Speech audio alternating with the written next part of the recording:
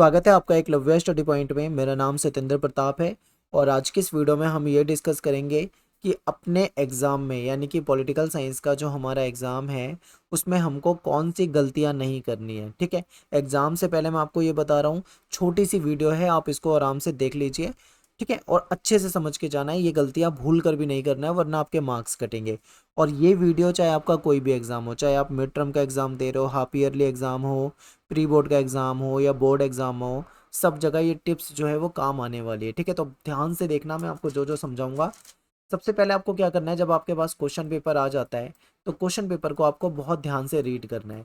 अब आप कहोगे ये तो सभी जानते हैं, ध्यान से तो हम रीड करते हैं, लेकिन यहाँ पे मैं क्यों कहना चाह रहा हूँ इस चीज़ को, ये समझिए। कई बार क्या होता है, पेपर में जब हम एग्ज़ाम हॉल में होते हैं तो थोड़ी हड़बड़ी होती है।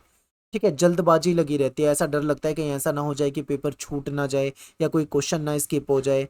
ठीक है, टाइम की कमी हो जाती है, तो इस चक्कर में हम क्या करते हैं, कई बार हम जल्दीबाजी में पेपर को अच्छे से नहीं रीड करते हैं। और कई बार क्या होता है, क्वेश्चन में बहुत जो चीज़ पूछी होती है, हम कई बार उस चीज़ को नहीं समझ पाते हैं कि आखिर क्या पूछना चाह रहे हैं वो, और हम उससे रिलेटेड कुछ और लिख देते हैं। तो कभी कभी क्या होता है कि ऐसी मिस्टेक हो जाती है, क्योंकि मैं स्टूडेंट रहा हूँ, जब मैं स्कूल में पढ़ता था तो मेरे साथ भी ऐसा हुआ था कि मैं पेपर में, एक बार इंग्लिश के पेपर में ही मुझसे एक छोटी सी मिस्टेक हो गई थी। ठीक है, लेटर आया था किसी चीज़ पे, मैंने लिख और कुछ और दिया था। तो ये मेरे से गलती हुई थी। क्यों? क्योंकि मैंने बहुत जल्दी से पढ़ा था उसको, पेपर को, और मुझे बहुत डर लग रहा था मेरा पेपर ना छूट जाए। तो ऐसा होता है, तो इसलिए क्वेश्चन को, कोई भी क्वेश्चन करोगे अटेम्प्ट, तो कम से कम उसको 2 बार अच्छे से पढ़ लो, उसके बाद ही आपको क्या करना है, उस क्वेश्चन को करना है। ठीक है, नेक्स्ट है कि सारे क्वेश्चन को अटेम्प्ट करना है। ठीक है, अब यहाँ पे क्या होता है, कुछ बच्चे क्या करते हैं, मैं कई बार देखता हूँ, कभी कोई बच्चा 10 नंबर का पेपर छोड़ आएगा, कोई कहेगा मैं 5 नंबर के क्वेश्चन छोड़ आया हूँ, कोई कहेगा मेरे से 2 नंबर का क्वेश्चन छूट गया है। ठीक है, ऐसा हो जाता है। तो ये गलती करोगे ना, मान लो किसी ने 10 नंबर का छोड़ छोड़ दिया, तो 10 नंबर तो उसके खत्म ही हो गए हैं। मान लीजिए 80 नंबर का पेपर था, 10 नंबर का छोड़ दिया, तो उसका 70 में से ही काउंट होगा। ठीक है, तो इस तरीके की गलती मत करना। आपको क्या करना है, सभी क्वेश्चन अटेम्प्ट करने हैं। अब आपके मन में आएगा क्वेश्चन कि मुझे तो सारे क्वेश्चन आते नहीं है, तो मैं सारे क्वेश्चन कैसे करूंगा भाई, या कैसे करूंगी। ठीक है, तो इसके लिए आपको क्या करना है, जो क्वेश्चन आपको अच्छे से आते हैं वो अच्छे तरीके से कर दो, लेकिन जो क्वेश्चन नहीं आते हैं, अब आपने पूरे साल पढ़ा है, कुछ तो उससे रिलेटेड आता होगा ना, आपको उससे संबंधित जो भी आता है आप उसे लिख दो। खाली छोड़ने से ज़्यादा बेटर है कि आप 2 लाइन लिख दो उस पे। हो सकता है कि कुछ मार्क्स उसमें मिल जाएगा। ठीक है, कुछ कम ही मिलेगा लेकिन आपको मिल जाएगा।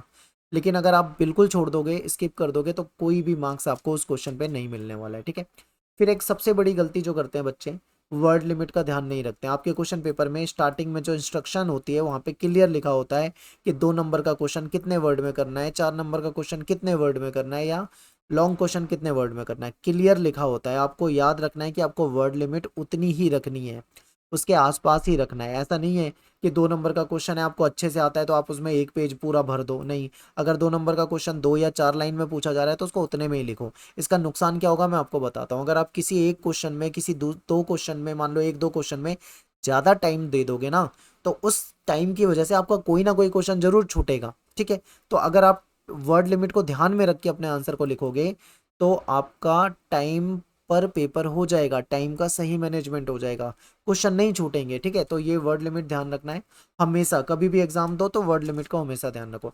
फिर टाइम मैनेजमेंट, टाइम मैनेजमेंट और वर्ड लिमिट ये दोनों एक दूसरे से जुड़े हैं।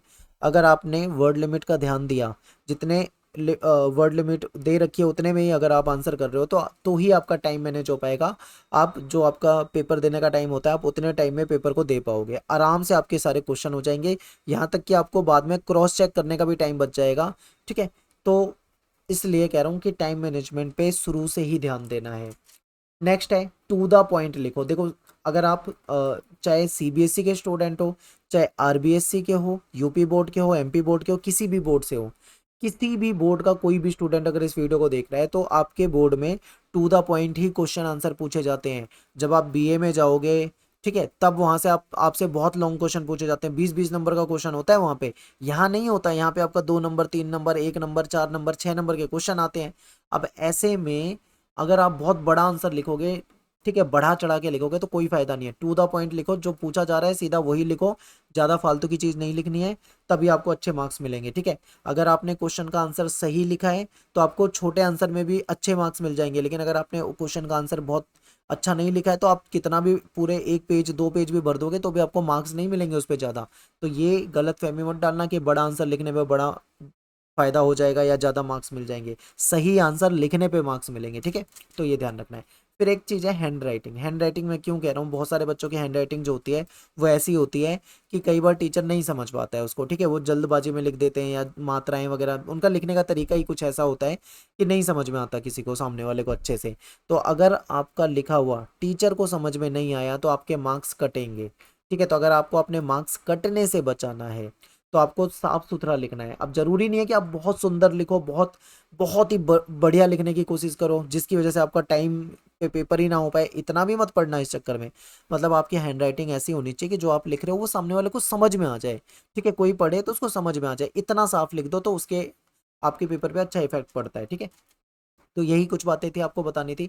ऑल द बेस्ट सभी को। ये वन शॉट वीडियो मैंने बना दी है, आई थिंक इसको 70,000 से ज़्यादा बच्चों ने देख भी लिया होगा अभी तक। और आप इस वीडियो को जरूर देख लेना।